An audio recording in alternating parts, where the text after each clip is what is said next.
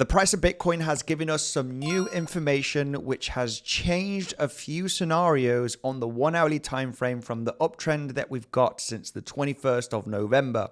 I'll be discussing the most important levels of resistance and support and how the waves need to develop so I can take my next trading decision, which I'm going to share in today's episode. This content is for educational purposes only and is not financial advice. The information provided is not guaranteed to be accurate or complete. Always conduct your own research before making any financial decision. Now, we can see here on the 15-minute time frame how the price has got a significant bounce here from that daily level tap that we had yesterday.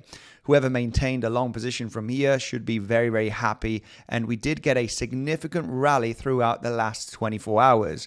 Now, I have to say, with this rally, what information do we have?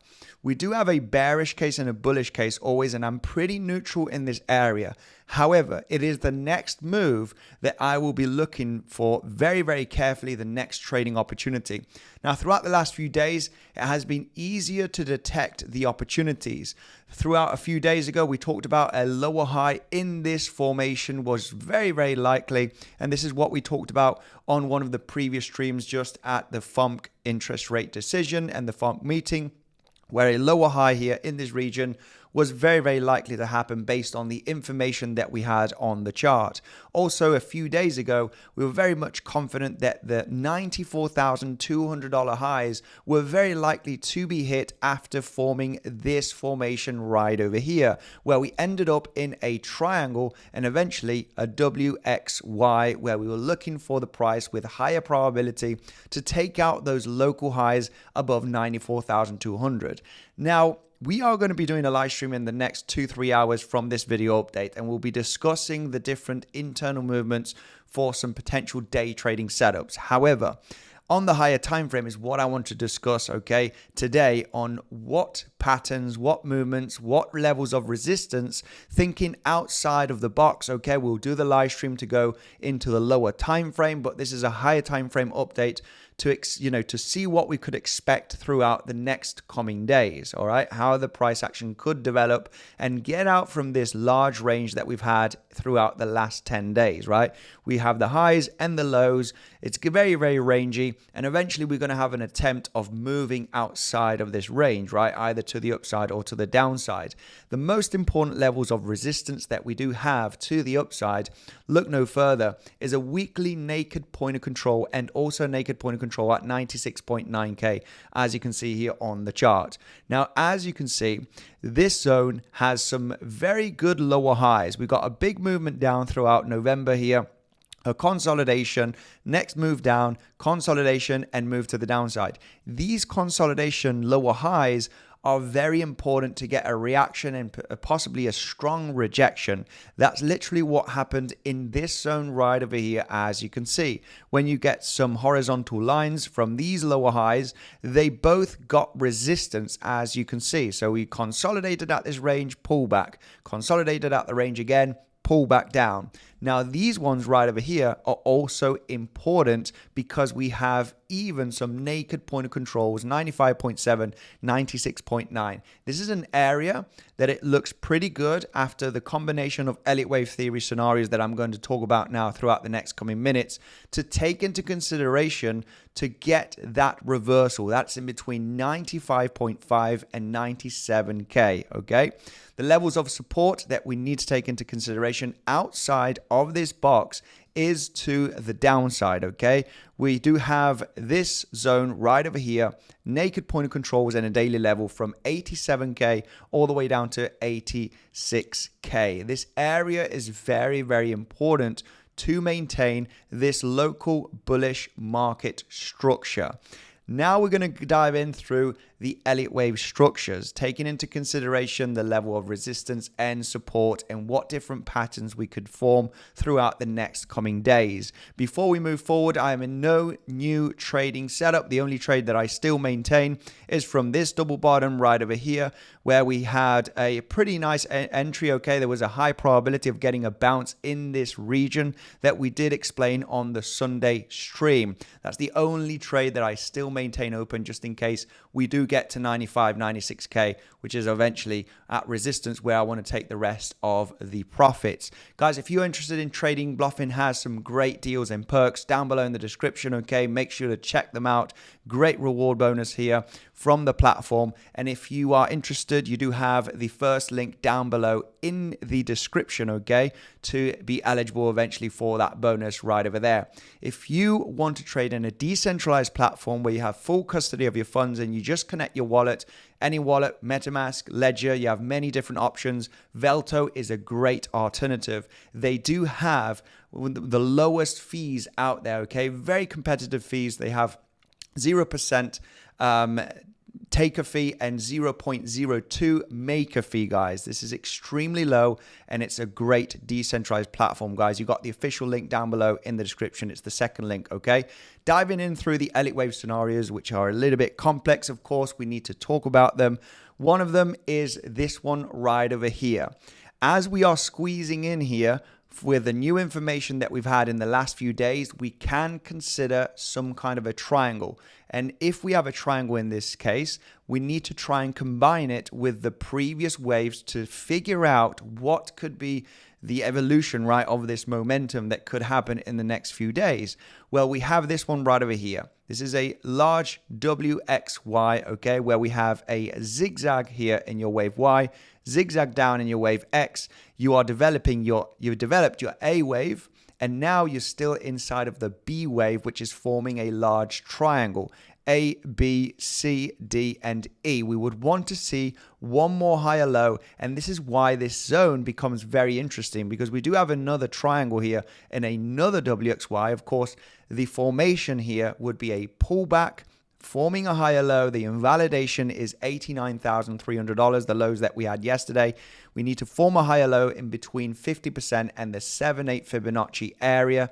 0.88 maximum level eventually. For this scenario, we would have to see an impulse coming into next week, right? After this pullback, what we would need to see is a movement up, the correction, the third wave, fourth and fifth wave here, so we can finish that C wave. The zigzag starts from this X wave, right? A wave, triangle, running triangle here in your wave B, and then your wave C. That needs to be an impulsive move. If we move impulsively after a potential correction, that is the moment that it becomes interesting. That is coming into these lower highs, as explained at the beginning of the video, where we have those naked point of controls, weekly and regular naked point of control, where the price could get the choppiness to then get that very strong reversal in the next coming days after getting to those levels.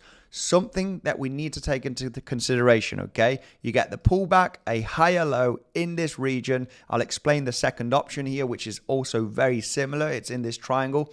You're looking for a higher low in this zone. And in this particular scenario, 1, 2, 3, 4, 5, coming to the level of resistance, where it could be very lucrative to look for exhaustion, a bit of choppiness, and then look for the reversal between 95.5 and 97K.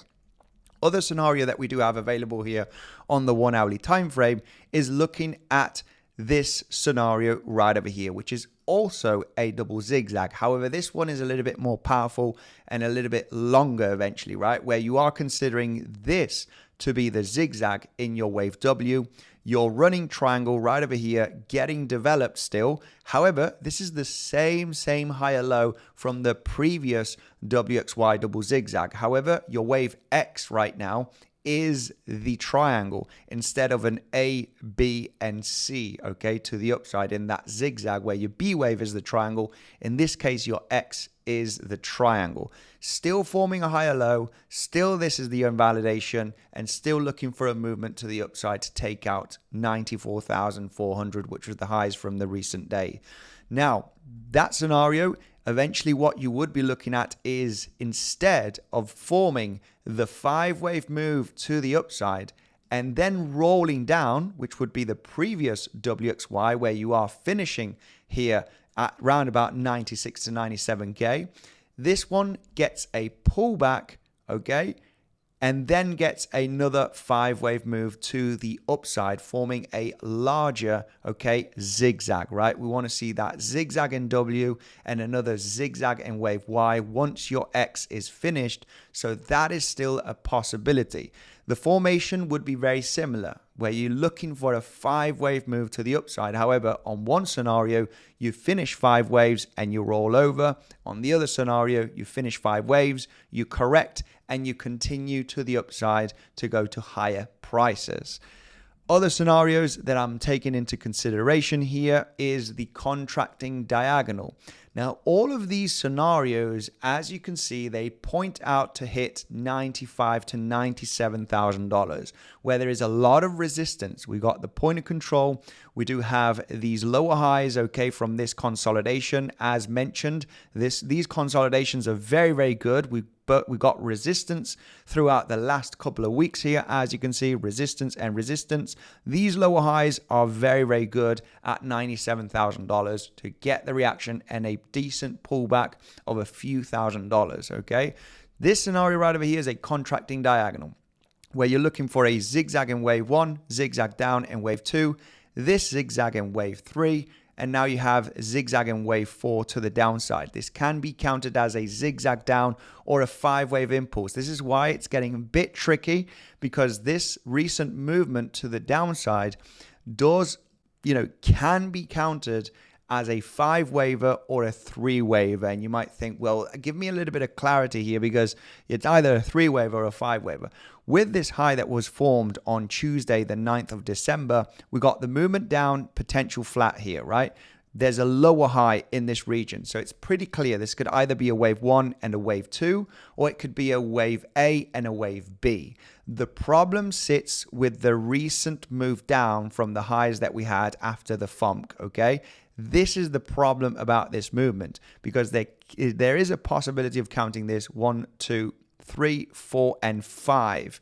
Even though I don't like this 5th wave, it's very small, okay, and it's it just doesn't look right, okay. It should have been better to get that 5th wave a little bit lower, but there is that valid count to look at this as a 5-wave move to the downside, even though it doesn't look pretty. However, there is another way of counting this as an A, B, and C. All of this is an individual wave. And the main reason why is because once we got this drop to the downside, there was a small consolidation here before getting the next leg down. That gives you the potential of counting this as a 1, 2, 3, 4, and 5, where this 5-wave move down is individual, and it can be the C wave, right? A, B, and C. So there is a little bit of an issue here to actually be confident from this latest move to the downside. This is why we need to consider the many different options. Now, on this scenario, what we do have is the price action getting into a contracting diagonal, right? Where you have wave 1, wave 2, wave 3, 4, and 5. Now, what you would want to see in this 5th wave is a 3-wave structure, preferably some kind of a zigzag, right? Where we would be looking for a little bit of a longer consolidation in this region, or even a pullback, okay?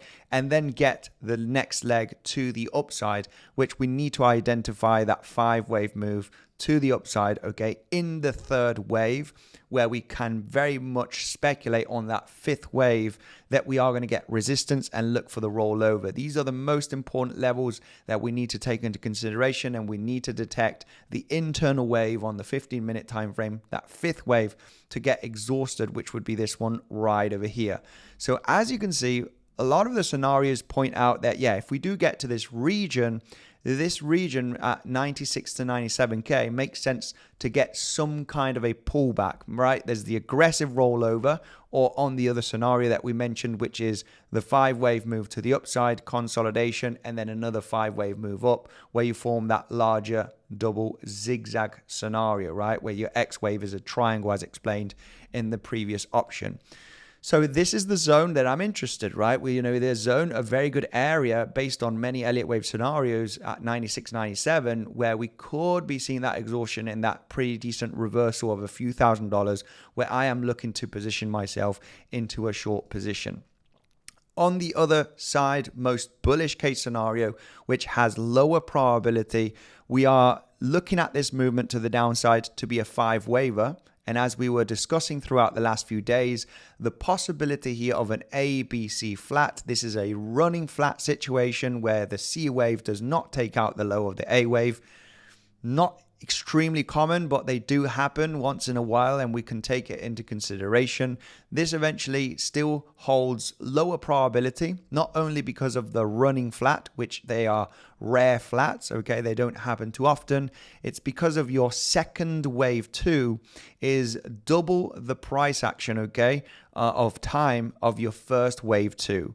And that is uncommon for multiple 1-2s. Usually you want to see similar in price action, or your second wave 1 and third wave 1 and 2s shorter in time from your first one, okay? And this is obviously not increasing in probabilities because of the time issue here, where your second wave 2 is more than twice the length of your first wave 2. Okay, so but if the price suddenly decides to absolutely moon here right throughout the next coming days, you just need to consider if it does increase with volume and there's no slowdown at the levels of resistance that we do have on the chart, then eventually just need to let the price go.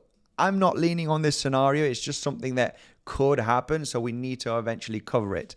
In this particular scenario, we do have the possibility of the price finishing a zigzag up in W, zigzag X, and we have another zigzag to the upside here, where your B wave is the WXY that we will be mentioning throughout the last few days, which took out the 94,200 high.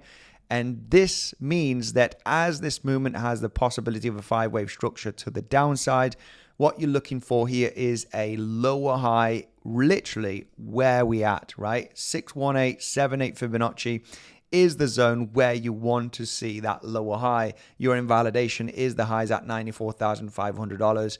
You're looking for this movement down from the highs of the 9th of December at $94,600 to be an impulsive move down, corrective move to the upside. Not too interested here on this movement. As mentioned, I'm really not speculating on any trade setups at the moment. I need new information to take that decision, but this would be the most bearish case scenario where you have finished a WXY here. You know, it's a very, very choppy range, guys. As mentioned, it's not an easy range to take a decision on the higher time frame for a swing trade, either for a swing long or a swing short. You know, there's many, many options here, as there's a lot of waves here being developed and we need to cover them, right? So this would be the most bearish option. There is a chance for that WXY double zigzag to be finished here, and the movement down can be counted as an impulse. That means a lower high in this region. It is an option where you're going to roll down here very aggressively in the next coming days.